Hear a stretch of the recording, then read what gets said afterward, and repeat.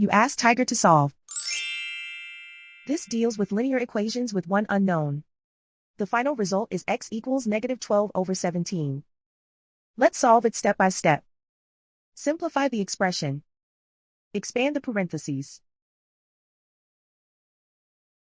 Multiply the coefficients.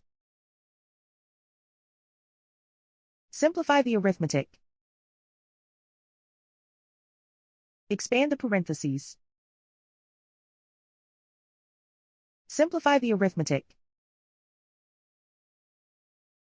Group all constants on the right side of the equation.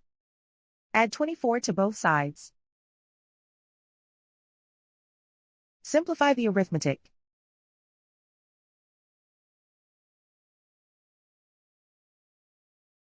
Isolate the x. Divide both sides by -34.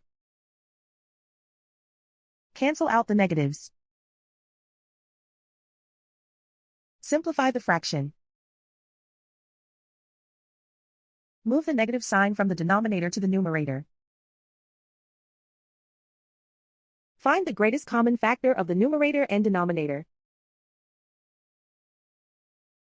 Factor out and cancel the greatest common factor.